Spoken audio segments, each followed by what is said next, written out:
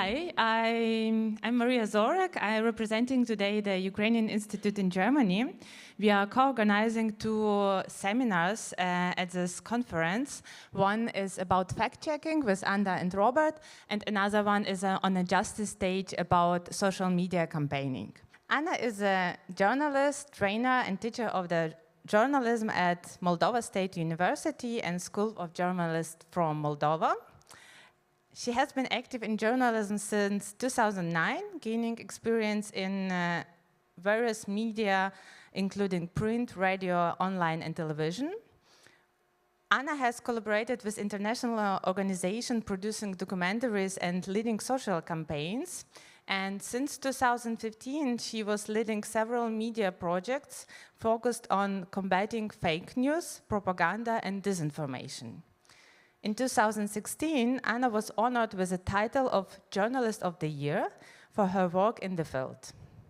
Anna is a creator of the Kuminta podcast, hosted by the Independent Journalism Center, where she addresses critical issues surrounding media, security, and information integrity. And our second speaker is Robert Putzbach. Robert is a staff writer at the politics department at the Frankfurter Allgemeine Zeitung. His main focus is in Eastern Europe, and since the beginning of the full-scale invasion, he has been reporting primarily on and from Ukraine. He regularly travels to the country and writes reports from the ground. And in 2019, Robert was also awarded with an Ost Research Prize for Eastern Europe. Now we will start our short introduction, Anna and then Robert, and afterwards we will have Q&A session. We will be very short on time, but I hope we will find time for all the questions. And now we can start. Thank you so much. We will discuss about Russian propaganda and disinformation, and of course you know that this is different things. That it's a short agenda. You can see the most important things that we will discuss today. You saw the introduction about me, so we don't need to explain more or to tell you more about me. So a little bit of the context. Yes, the Republic of Moldova is a small country in Eastern Europe. For many years, the Republic of Moldova has faced political instability. The country is split, of course, how many Eastern Europe countries are. But in recent years, we moved closer to the European Union, so that's good. From the security perspective, we have the unresolved Transnistrian conflict. The Russian troops are stationed here. So at the moment, the Republic of Moldova is still vulnerable. So let's explore Russian propaganda and disinformation in the Republic of Moldova. The first project dedicated debunking fake news and propaganda in the Republic of Moldova was launched in May 2015. It was a project that I meant to launch because I saw that this problem might be a hard one in the future. 3 years later, I launched another project. It was a project named Disinfection. And of course, it was the same topics, propaganda and disinformation, especially Kremlin propaganda. Back in 2015, when I started analyzing fake news and elements of propaganda, there was no information available in academic fields or online. A similar project existed in Ukraine, but that was all. And the Ukrainian colleagues were pioneers, as I was in this field. In 2015, many people thought it was unnecessary to launch a project like this because fake news and propaganda do not have power. But you know how wrong they were. So the first clear understanding in the Republic of Moldova that the fake news and propaganda could directly impact the country's development and political direction came in 2016. So please pay attention to the next video, will be with the audio. Республика Молдова может принять более 30 тысяч сирийских беженцев. По крайней мере, такая информация появилась на сайте Гуралуми МД, где говорится, что данное решение принадлежит кандидату на пост президента Майе Санду. Согласно данным, президент на роль главы государства якобы пообещала канцлеру Германии Ангеле Меркель принять в стране беженцев в случае своей победы. У Ангелы Меркель есть простая договоренность с Майей Санду. Она вместе с Европейской народной партией поддерживает ее на выборах. В обмен же Майя Санду в случае победы на выборах обязуется в первом этапе принять в Республике Молдова более 30 тысяч беженцев-мусульман. По словам источника, канцлер Германии считает, что Молдова переживает демографический кризис. So, as you saw, the fake news was that in 2016, Maia Sandu, if she were elected president, would accept 30,000 Syrian refugees, and he has a deal with Angela Merkel. So it was a fake news. But the video was published during the election campaign, where the pro-European candidate, Maia Sandu, was competing for the presidency against the pro-Russian candidate Igor Dodon. So the video appeared on all Russian television broadcasts in Chisinau. We have no clear evidence that this fake news had any impact on the election results. But pro-Russian candidate Igor Dodon won the elections. However, it's important to understand why Russian propagandists chose this topic. The Republic of Moldova is an Orthodox country, the second one. Back in 2016, the representatives of the church said that the issue wasn't necessarily about helping migrants, but rather the perception that these people could disrupt our religious stability. And the third one, the church in our country still holds immense power, though not as strongly as it did in 2016. This fake news is a good example, or bad example, of how Russian propaganda works. Russian propagandists use fear all the time. It's all about fear. So what are the most popular narratives used by Kremlin propagandists in the Republic of Moldova? The first one, of course, the legalization of same-sex marriages. It's same old, brand new. Loss of sovereignty if we join the European Union. And the third one, Romania wants to draw the Republic of Moldova into the war. All they want is to annex us. So all these narratives instill uncertainty and fear. Mostly the second one and the third one. So this news was on Komsomolskaya Pravda 3 years ago. Homosexual couples are to be accepted in Moldova. Soon, same-sex couples will be able to legalize their marriages. In April this year, is Romania really preparing to attack the Republic of Moldova? It's the same Komsomolskaya Pravda in Moldova. A news website operating from the Transnistrian region, also in April 2024, published news. Romania plans to conquer Moldova, the Transnistrian region, and part of Ukraine. It's very important to me to mention that fake news and propaganda are not the same. Many of people think that they are the same. No, they are not. Propaganda is not necessarily based on untruths.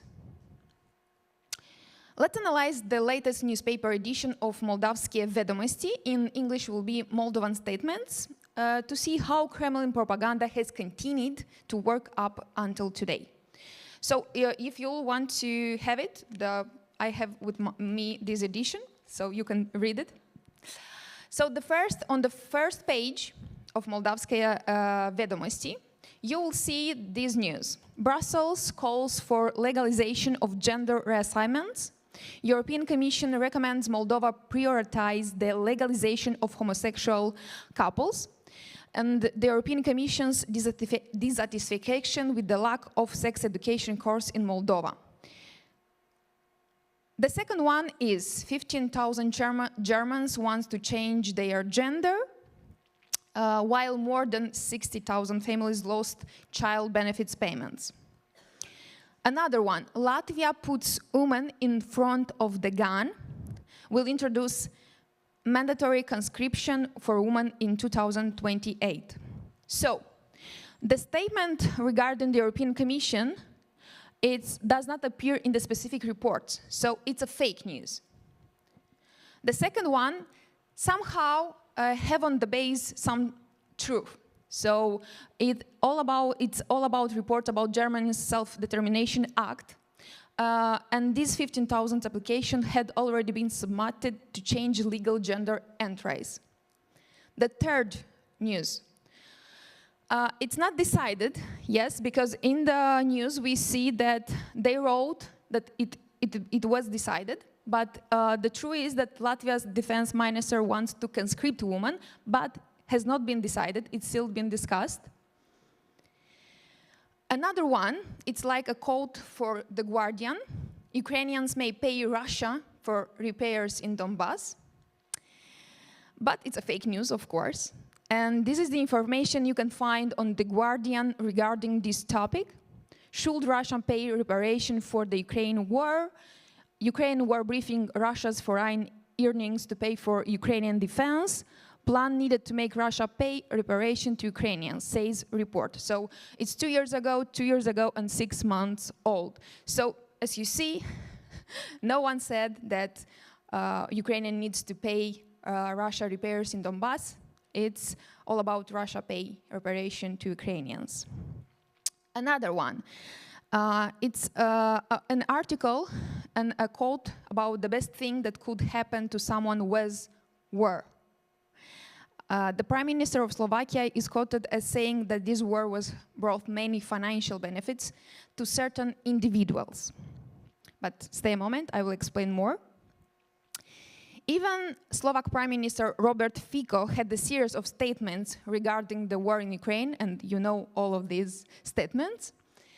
He did not declare that war would be one of the most beautiful or greatest things that could happen to some people. Another news. In Peles Castle, Romania, they uncovered a fraud scheme. Romanians are warned about the harmful effects of Russian manicure. Ciolacu, the Prime Minister of Romania, Russia does not interfere in the election in Romania. Funny, yes. So, most of these press articles, headlines, are based on true details. It's just based. But it's important to analyze which countries are portrayed in a negative light and which are depicted as victims or beneficiaries. The majority of these articles in this newspaper, all this news is in this edition, one edition. It's not a lot of newspapers, it's just one. So, as you see, they are trying to portray Russia as a victim, as a country that does not interfere in other countries. But Romania, European Union, Ukraine, as countries making decisions harmful to women and children. What will be the conclusion after all these articles? Russia is good, the European Union, Ukraine and Romania are bad? This is propaganda. When you read all these articles and you think that, oh, then Russian is good, yeah? You think. But it's not, yeah? I'm just, be sure that this is propaganda.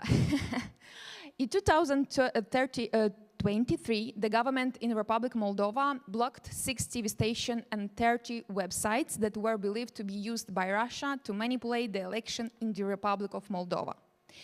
So at that moment, the director of the Security and Intelligence Service said that these are part of the arsenal of the hybrid war waged by Russia against our country. So it was the first or the biggest move from our government in this direction. But back to fear. Is one of the most commonly used emotions by Kremlin Kremlin propagandists.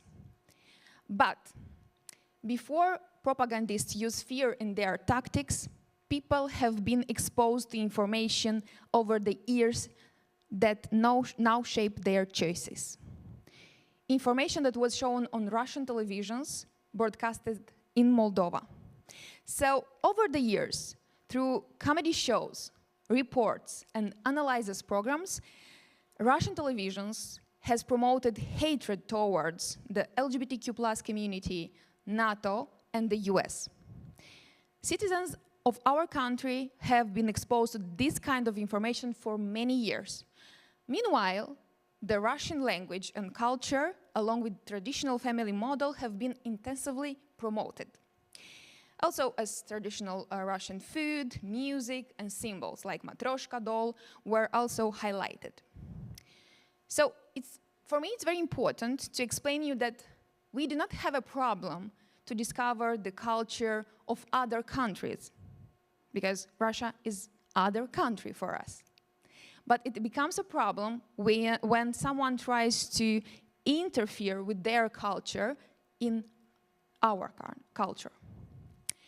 So this is December 5, 2024 in Chisinau International Airport.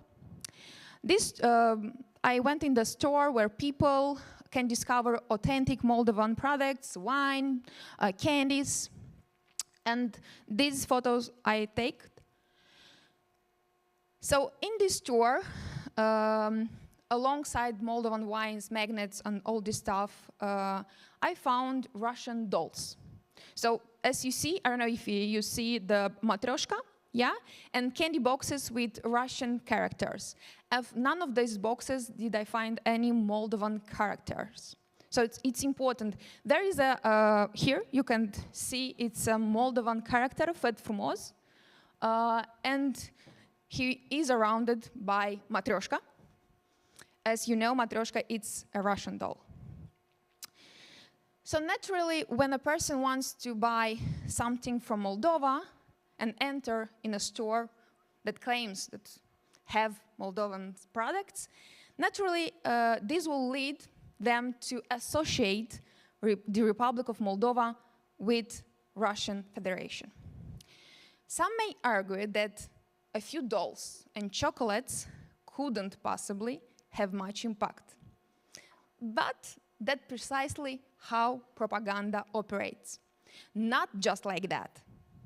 This is only one of the thousands of methods.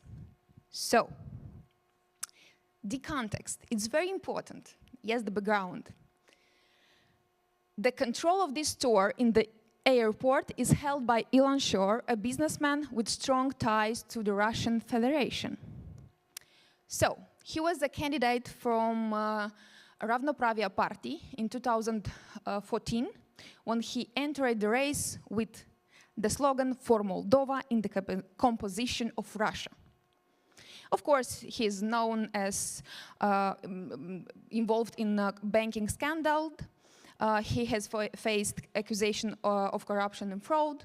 So it's a lot. The second, the candies.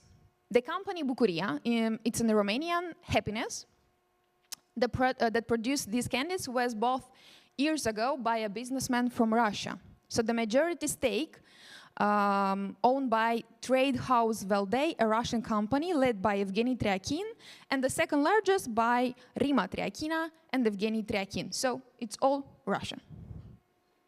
So now it makes sense, yeah, why these candies and these dolls are in this store. Trends in propaganda. So the first one is Soviet nostalgia. So we will talk about. The second one, patriotic pages, but which also promote Russian propaganda. And the third one, political debates on TikTok. So the first one, Soviet nostalgia.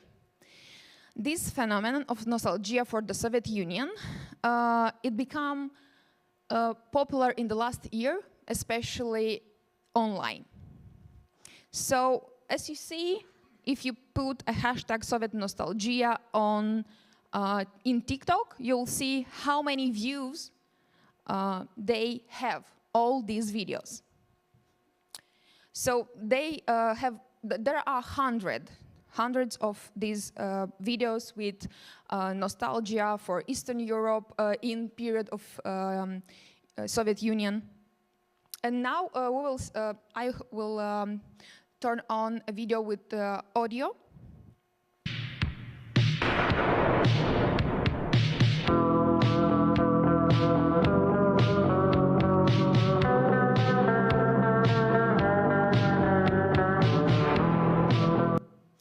As you see, how many views?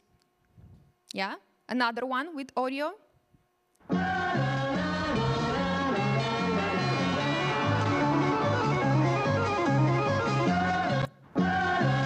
Yeah. And the third one, as you see, how many views again?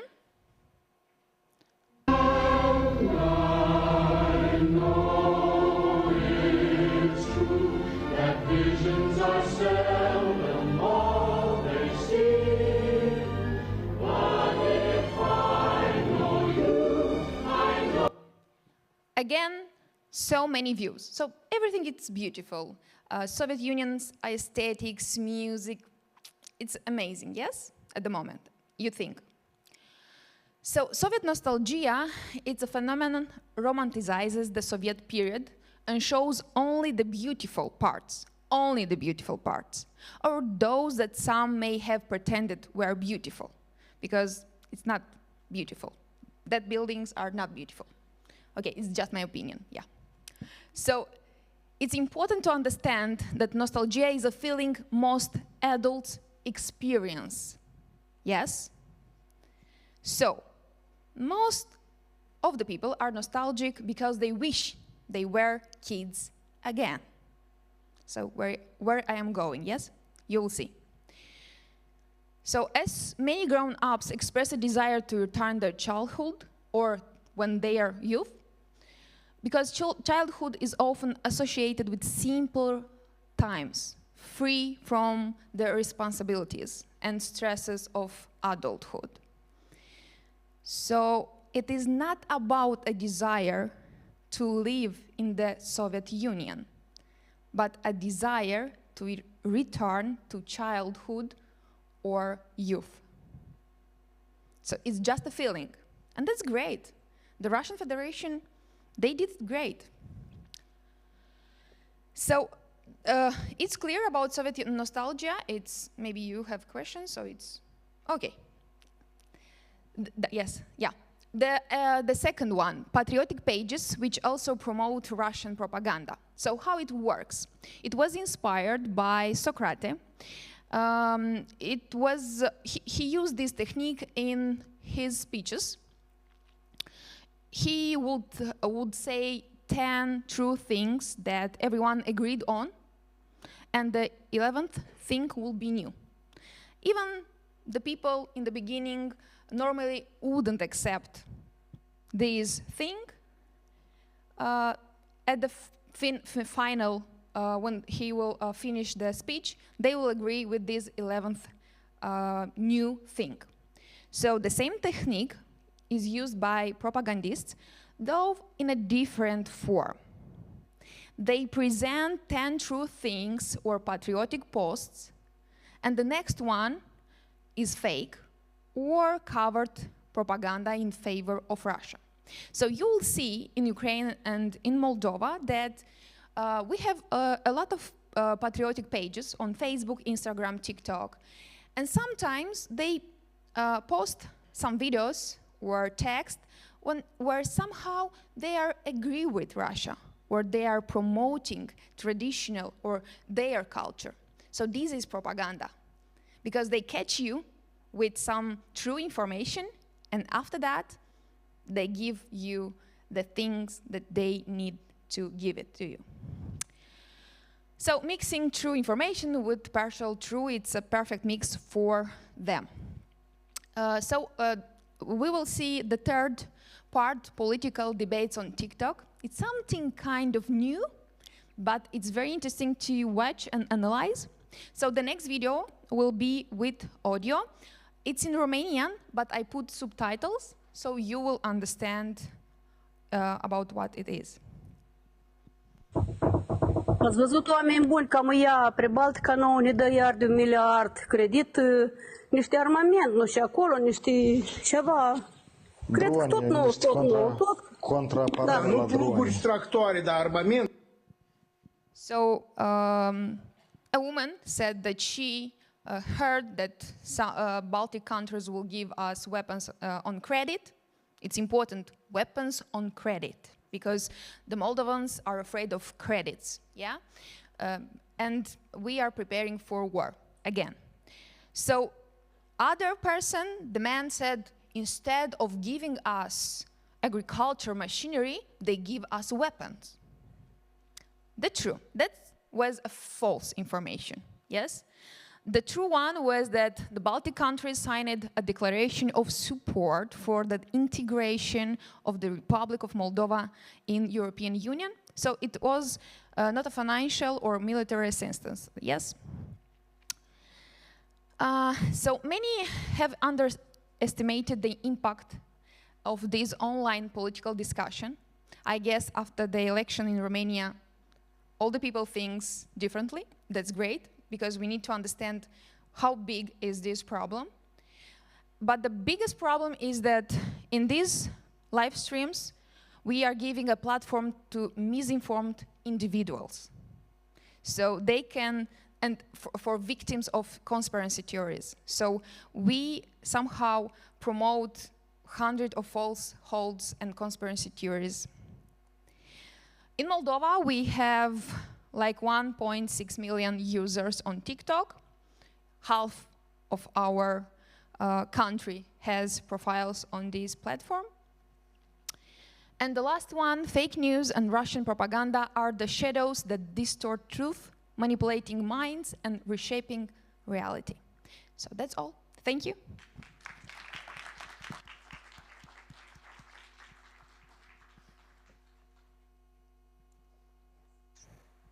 Thank you very much, Anna. Now we make a short technical transfer to the presentation of Robert. Robert will tell us about the headlines of the German media and how we can see the little nuances of propaganda or Russian propaganda in that.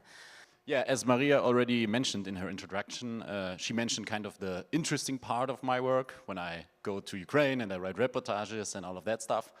But there's also another part where I sit in the newsroom, which is also part of the job, where you basically just try to tell people what happened on one day. So there's something coming in from an agency or whatever, and you process this information and you give it to our audience. And I'm going to speak about that excellent. So my part of the presentation will be not about true like fake news or complete disinformation. It's more about spin. So you could call it spin checking if you would like. So I witnessed a lot of cases where I would say that the Russian spin or from Russia intended spin made it into our news.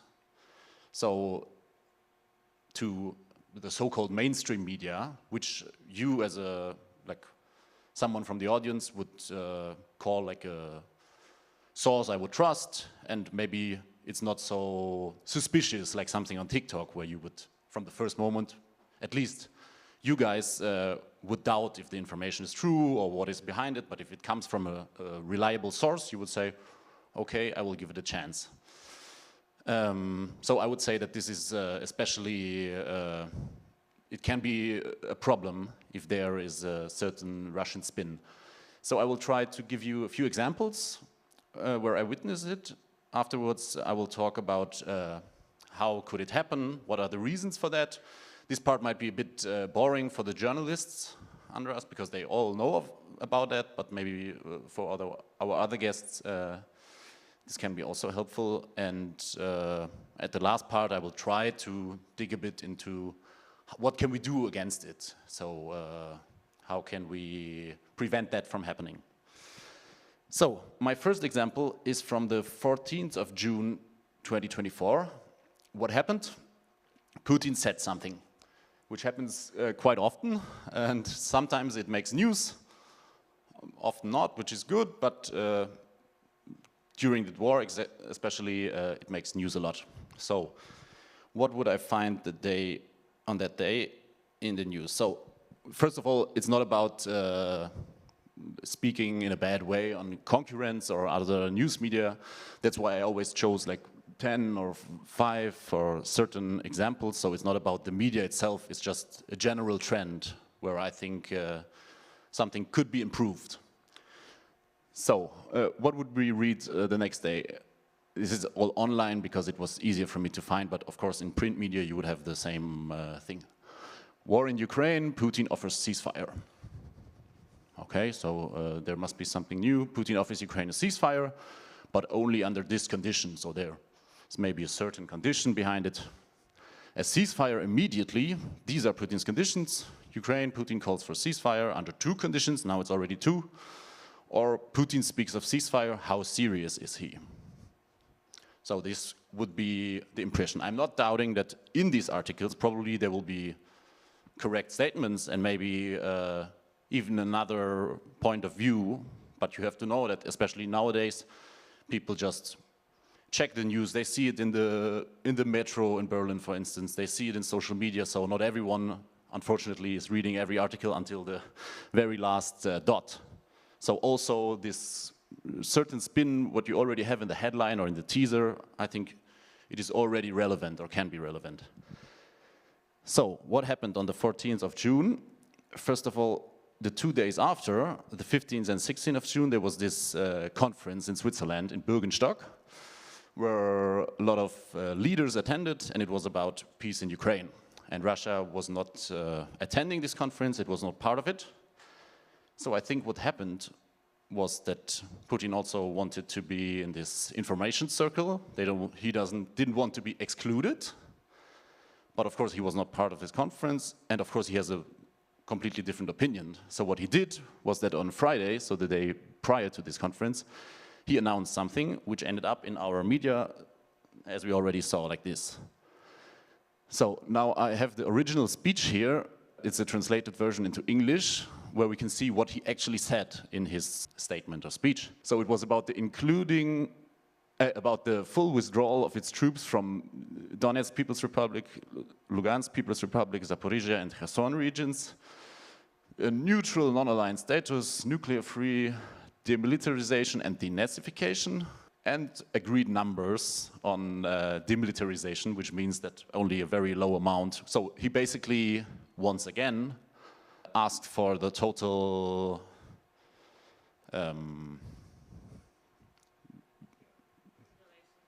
capitulation of Ukraine, like he did before and he did from the beginning.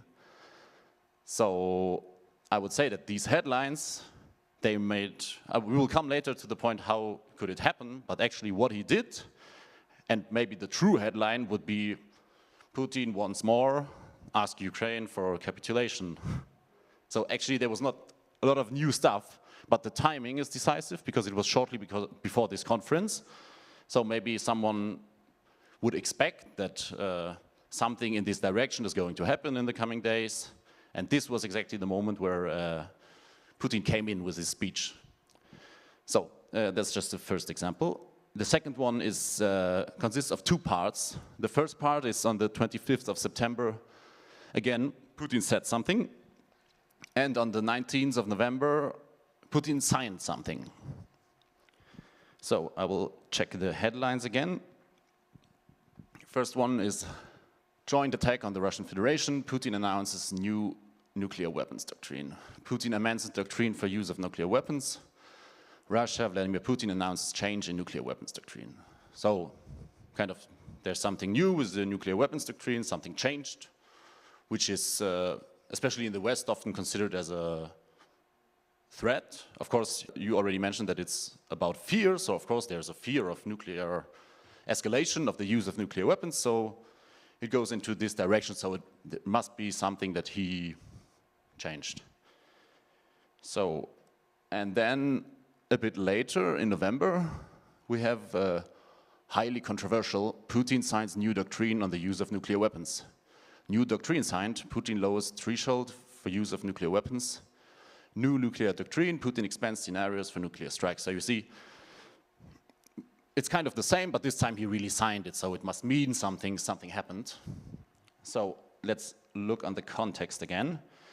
So when the first news appeared, it was during that time when Zelensky visited the US and he was presenting his peace plan.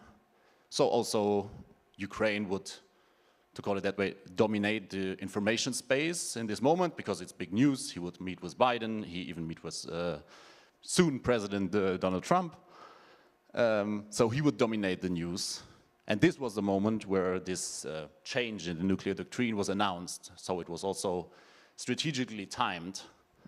And what they did now was that they split it. So they waited for a certain period of time. And then when Biden allowed Ukraine to strike Russia with ATACMS missiles, which was round about 2 months later, this was the moment where Putin signed it. So again, he entered the information space with a certain news, which seemed to be alerting. It's news which are clickable, if that's possible to say it like this in English, like people want to click on it. Of course, everyone is afraid of nuclear escalation, and it's again a very certain timing. So I would doubt that it was an accident that both of these incidents happened shortly after the news I just showed you. So the next example, it's from October 2022, so a bit older.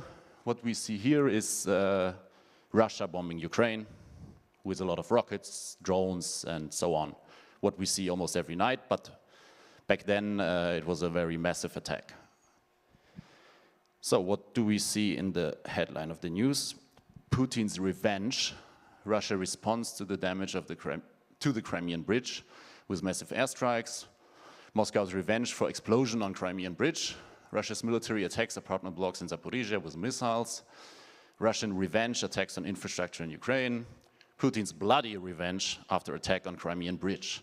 So it seems like there was an attack on the Crimean Bridge, and now Russia responded to that with this revenge.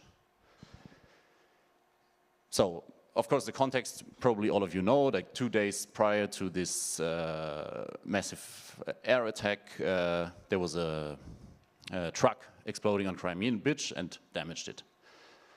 So, what is important to know is that this was maybe the first attack in this winter on the 10th of October, but they kept on with that. So it was a strategic air campaign to destroy the Ukrainian energy infrastructure or infrastructure itself.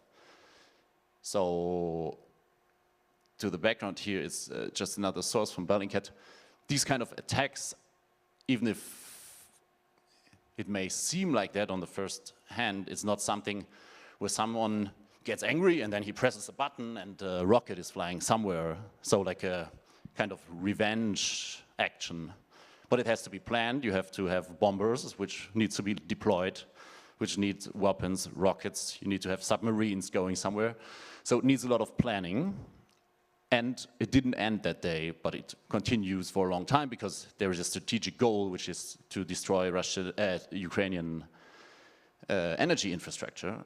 So also this is an article by Bellingcat about the one team, which is responsible of planning these attacks, where you can see that the surge of communication started already on 2nd of October. I think also Surovikin was also appointed a few days prior to that. So there is a lot of stuff going on before this. Needs a lot of time to plan it. So it can't be seen as a revenge. But it seems like all the journalists which wrote these articles, or at least wrote the headlines for it, thought in their mind that this is like a logical response. So in a way they followed the Russian narrative that if the Ukrainians wouldn't have attacked the Crimean Bridge, it would never happen. So of course there will be some response, some answer of Russia, which you can also think of that is at least in the whole context of this war maybe not an accurate picture.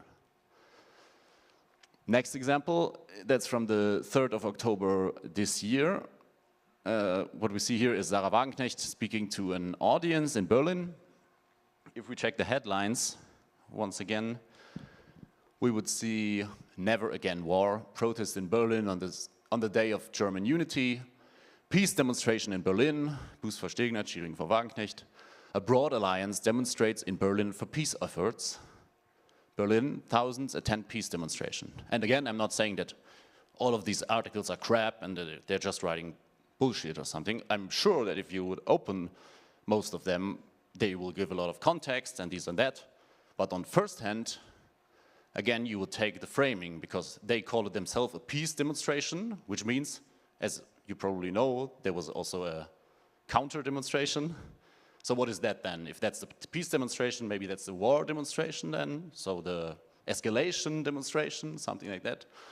So once more, like the journalists here, or the people who made the headline, kind of followed a certain spin, which is peace demonstration. Of course, it was a big topic in Germany in the 80s, like huge demonstrations with 300,000 people.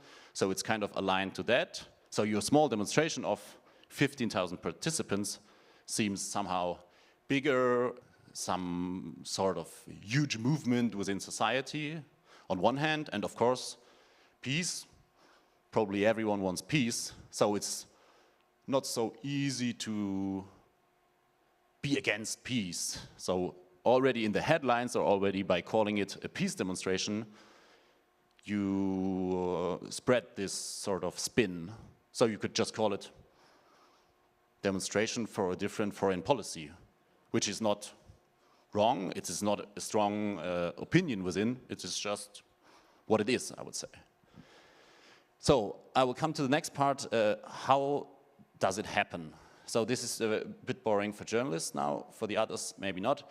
What I have here, the screenshot, the yellow part, it looks always a bit different, but it's a news agency, which are coming in all day. Like if you type in a keyword, for instance, Ukraine, what I did here, you will see something on 9:15, 9:30, 9:40. So like every 20 minutes, you have something coming in, new information, which is processed. During the Russian war of aggression, most of media, also we do, that's why I show this screenshot, do have a live blog. So what happens in this live blog is basically there's some information from an agency comes in, and someone processes this information and puts it into the live blog. As you can imagine, there's not a lot happening in between, because also it's not the one who's dealing with Ukraine mainly with the live blog, it's just the one who's in charge online at this moment. So any information basically can make it into that, so it's more unfiltered. If I call our correspondent for Moscow, or for Russia, and ask him to write an article, he will always add a lot of context, he will try to balance it in a way, try to explain who is the person who tells us something, but here it will just appear. So there will be Lavrov said this and that, will be next to Zelensky said this and that, or Duda said, or Trump. So the information itself is not really processed, or you don't get a lot of context. It is just that you, give it further. So I would say that there is almost no filter. So if the agency has it, it is most likely that it will appear in Frankfurter Allgemeine live blog, in Tagesschau live blog, in Spiegel Online live blog. Like we all do that, which I would say is one of the reasons. On the other hand, you have a live monitoring now.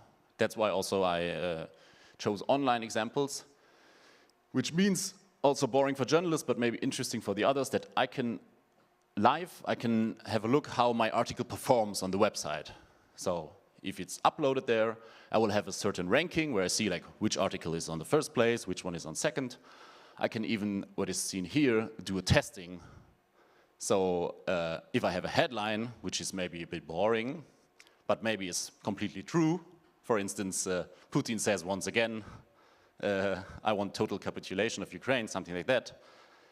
And you change this headline, you can compare them and you can see, so some of you will get headline E A, and some of you will get headline B, and we will see which one performs better. So most likely you will choose the one which performs better, which is maybe not that accurate, or which is like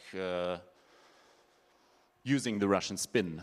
Of course, it's about conversions that we see on the right. So you click on, it's not for ARD or something that doesn't work out, but for FAZ, Zeit, print media in their online version, we can see if someone clicked on an article, wanted to know it, but it was premium, so he couldn't access. And then he typed in his bank details, so he could see the article. So it's about conversions. And of course, if there's a very controversial topic or something very alerting, it might get more conversions. You can also see how long someone stays in on the website. So everything is monitored live, which is maybe also important to know, and which makes a difference. So even if something might be more accurate at the beginning, someone might change it to make it more attractive, to get more clicks, which is also a danger, because then he will maybe use some spicy words like Putin's bloody revenge, because it seems attractive and it's clickable, but it might be not the most accurate thing to do. So what can you do? The very, very last part of my presentation, I would say, as a journalist, take your time. It's okay, someone will be faster. You have concurrents who are the fastest in the world. Relax, it will be okay, double check. Maybe what we do is that if it's certainly about Russia, Ukraine, where you have a lot of disinformation, certain spins and this kind of stuff, ask the person who's responsible for the topic, not just do it by yourself, double check. And if it's boring, it's boring, it's okay. Like, you need to be brave enough to say, it is not big news, we will just make a short article and that's it, or maybe we even fully ignore it. And as someone from the audience, I would say it's always possible to contact journalists if you witness something like this, if you see a headline which you think is like really not accurate, it's amplifies a certain narrative, just write an email. We read them, at least I do, and we also answer, so it can change something. And often it happens that someone sends us an email and says there's something, often we get emails, you missed an S in the third sentence, but also if you witness something, certain spin, you can also write us and ask us for. And then another thing in social media, maybe some of you will disagree with me on that, but I think that also the hunt for likes is a big part of that. So here as an example, I brought some tweet from Medvedev, former president of Russia, about this use of Oreshnik missile, where he said, that's what you wanted, and some sort of threatening as we witness it all day. So this post made 8.4 million views, and you have a lot of comments and a lot of reposts. But if you go through these reposts and comments, most of this will be, that's what you wanted, Russia's collapsing, you bastard, Slava Ukraini. So mostly people drinking again Medvedev, so people who don't agree to his comment, but they are writing something against it. What is the reason? Do they want Medvedev to change his mind? I think it is not very likely that after that he will drop his glass of vodka and he thinks, oh no, I'm wrong, sorry guys. Huh? So actually, what do the people want? They want their friends to like their post because they are so right and they know it better.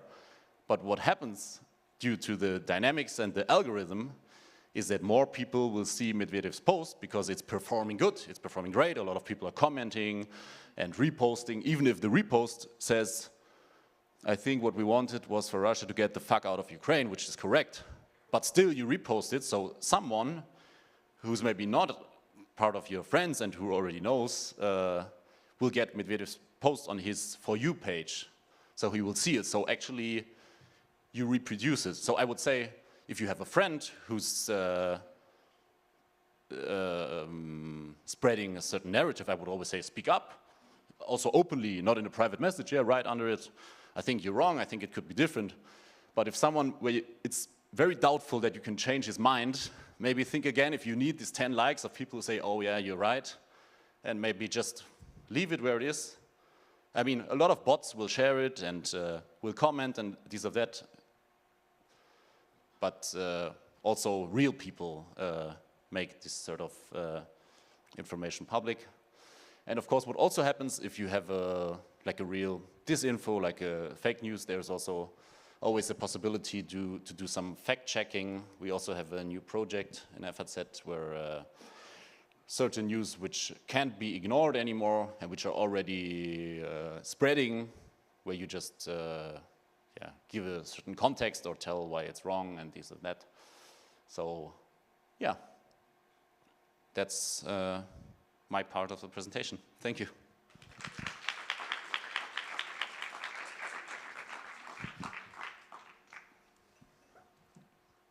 Yes, thank you very much, Robert. I will immediately open the round for questions for the audience because we are very short in time. So I also offer you can also ask in Ukrainian, German, whatever, I can translate it, so no problem. Who would be the first? Yeah, we have one question. Thank you very much. Stand up. Yes, I've got a question. It's between Anna and Robert. I think it's the main idea of Russian propaganda is that the mainstream media, you are fake, you are telling lies, so come to me and I will tell you the truth. I think it's, you saw it during the corona crisis, the COVID-19 pandemic, that there were many guys who said, you are lying, FAZ, you are lying, RID, you are lying. So come to me, the Russian portal, RT Deutsch and whatever, and I will tell you the truth. Is this a main part or main problem, or is this a small part of the problem?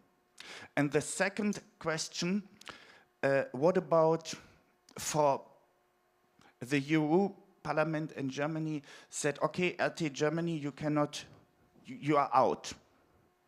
You are not allowed to stream anymore.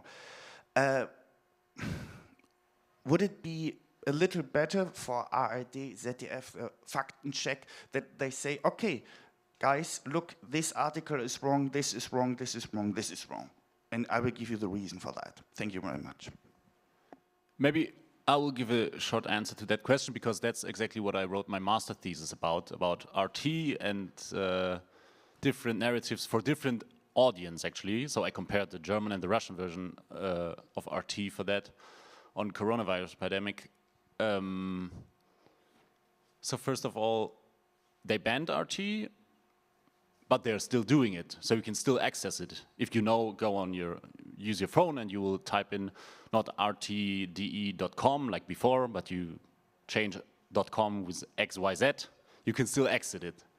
So they're still communicating with a certain audience. I would say, of course, it is much smaller now because also they lost all the social media. So they lost kind of the moment where someone just wants to see the funny bear in Dagestan wrestling with Khabib or some stuff. And from there, the next video will be Putin in front of a memorial in the rain. So where they can just catch someone who's not, maybe not even politically interested, but who just comes along this content, and then he's into some spiral rabbit hole. And I would say that they lost a lot of followers, a lot of audience to that, but it's not completely done. They're still doing it. So if you're deep in some Telegram groups, some certain topics, maybe about vaccinations, something like that, you can still find these links. They just have a different ending. But if you're so deep in the Telegram group that you access these links, I think you don't care about the ending anymore. So I would say it is still working. Should you do a fact check against all of these news? I think it's hard. I think there is a certain level, and if some information is already so widely known that you can't ignore it anymore. I think it can be... May I add for the first question, if I can, so I can answer? It's impossible to fight with fake news and propaganda. The unique solution is critical thinking. So you need to have courses in high school, in kindergarten, about how to critical thinking, how it works.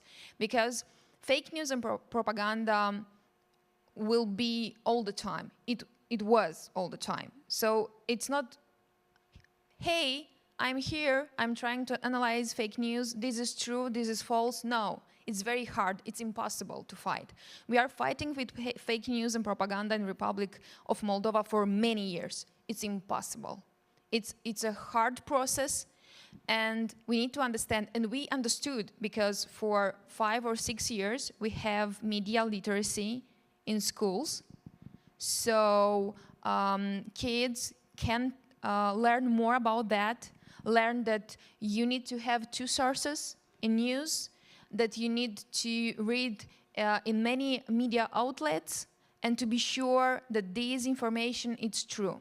So the most important solution is critical thinking and media literacy. That's all. One, two. I'm sorry, maybe I should give a concrete example what I'm talking about. You talked about the Friedensdemo Sarah Wagenknecht, and 2 years ago I made an interview with these guys and I had a fact-checking with 2 Ukrainian activists. So, and they were spreading fake news from Russia. For example, they said 2014 it was a putsch and it's not the real government, blah, blah, blah, blah. Okay, so that's why I ask this question. Because they go on protest and say, you know, what you saw it in the newspapers. Thank you very much. Thank you very much. We have another question here. Here? I think here was the first, yeah, so I got a signal. Thank you very much for the 2 interesting presentations, and I think in Moldova it takes some courage to do this work. But I have a question to Mr. Putzbach. You had this striking example of this pro-Putinist Wagenknecht rally, and all the headlines had this piece, which is a label of the Wagenknecht movement in the headlines. The only one was the Welt, who had it in quotation marks. And I think this is not only something of fact-finding or something, this is something of journalistic professionalism. And I ask myself, there are some bodies in Germany like the Presserat, etc. Is this, things like that, is this a topic in such professional bodies of German journalism? Because I think this piece thing is really striking, how the political propaganda message is transferred into the headline. Thank you. Yeah, interesting question. I would say that's very hard, because for Presserat, it's, I mean, I'm not part of this body, or I actually don't know that much about how they work, but I would assume that it's more about like really false things, and in that way they can give themselves any name they want, and of course we can't change it. So if they make a new party and they call it For Peace, Love and Prosperity, it's their good right, and it's not something you can just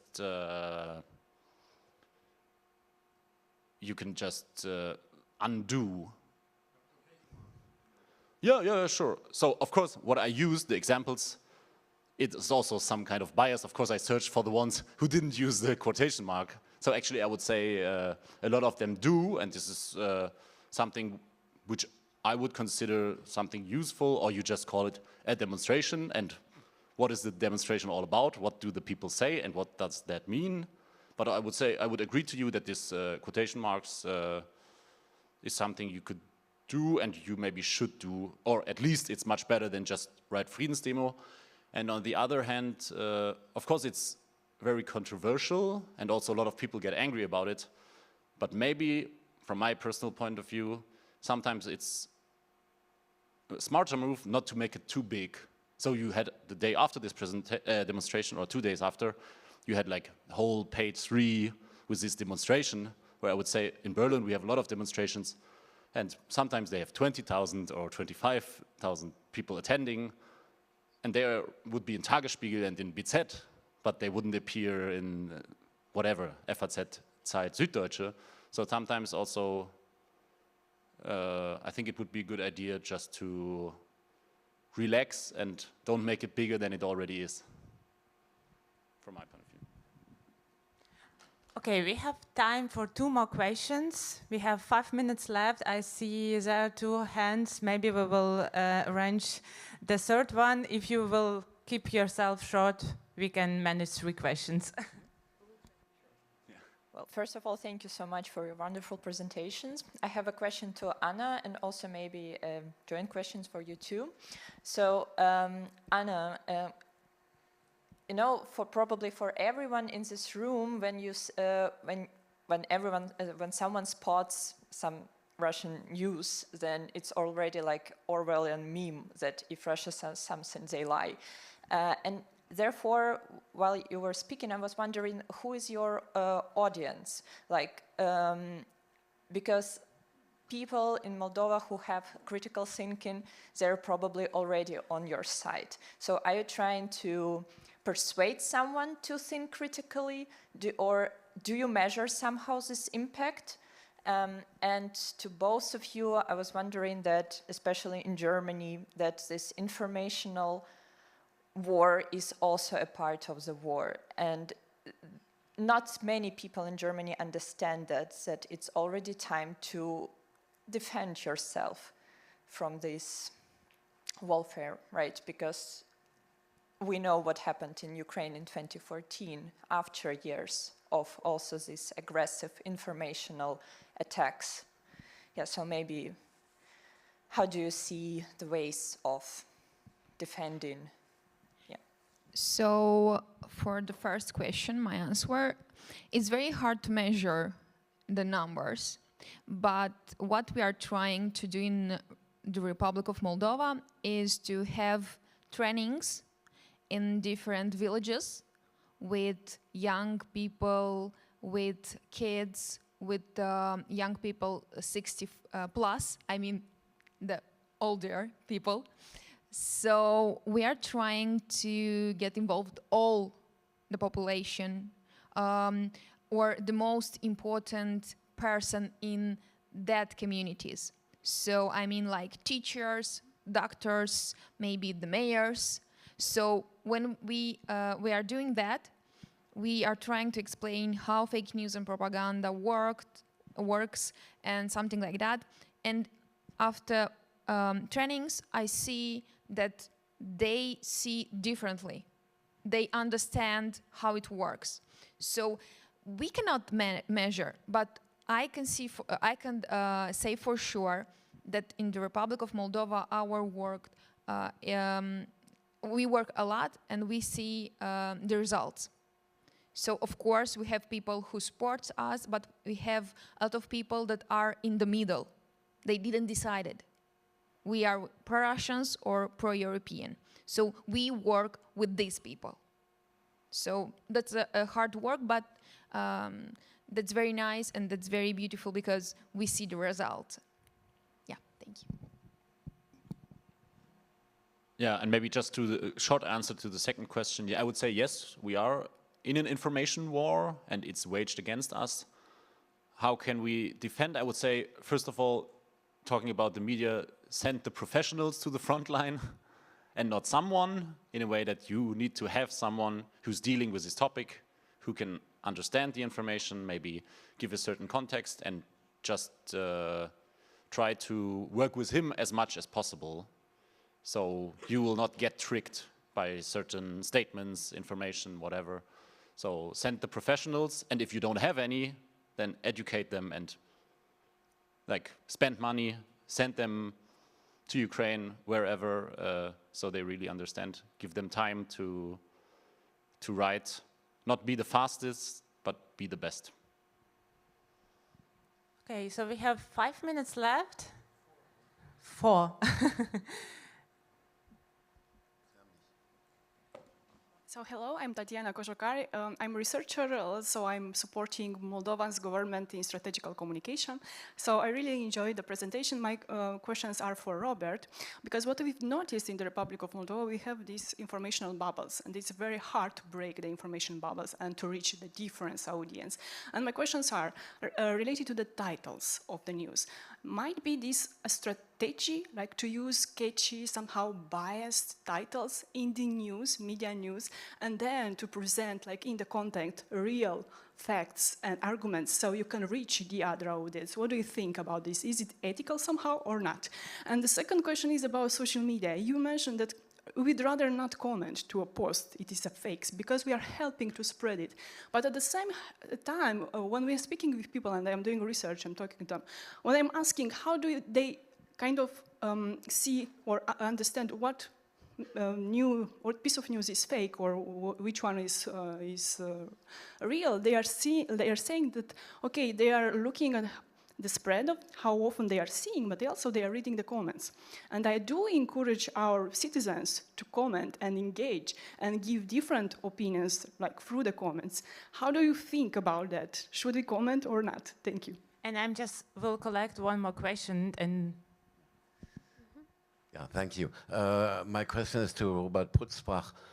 Isn't it high time for a kind of common effort of the so-called media, mainstream media, a kind of self-commitment to develop common criteria on when to choose the boring headline or not report at all, and train journalists systematically along these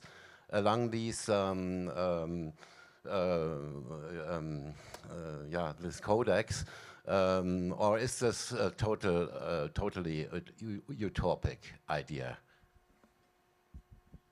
Okay, I will go one after each other. First one, should you use, let's say, the Russian narrative propaganda for your headline, so you sneak the people into the text and then give the real information inside? Is it ethical? Yeah, probably yes. Would I do it? I think no, because the problem is that they are spreading so much shit, and if you just focus on always taking it up and countering it, of course it depends on the information domain, so the surrounding, but I would say if you do it like that, they will always dominate. So they will bring up certain narratives, certain fake stories, certain whatever, and you will take time to counter it, but it would be a better idea to bring up own stories, bring up the truth, so you leave the defense kind of. And I would say with this strategy, it works different in different surroundings, but I would say if we would do it here like that, we see what happened. If you always someone from AfD and PSW is part of some talk show, of course you can counter it, but at the end they dominate the information circle. Second question, should you comment? I mean, everyone probably here has a different opinion on that. I personally think you should do it if you think that you can achieve something with the person who wrote the post, and if you think that you can change his mind or make him think, or so I would say on a lower scale, within your surrounding, it can make sense, but if it's someone professional who knows exactly what he's doing, I think you will not change his mind and you will just make his story bigger than it is. But of course, a lot of people here will disagree with me on that, but I think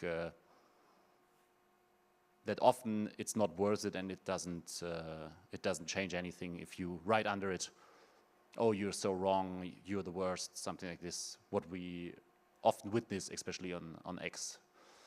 On your question, yes. I mean, of course, it's always difficult with combined efforts between concurrents, which doesn't see each other as good friends, maybe certain colleagues, but in general, I think that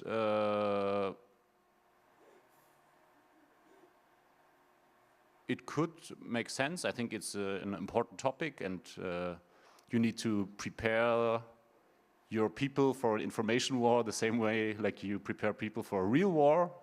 So I think it can be a good thing, but I can't tell you that there's already something happening in the back. I think there is nothing such as a combined effort between concurrents on that. But I personally, I would attend and I would emphasize others to do the same.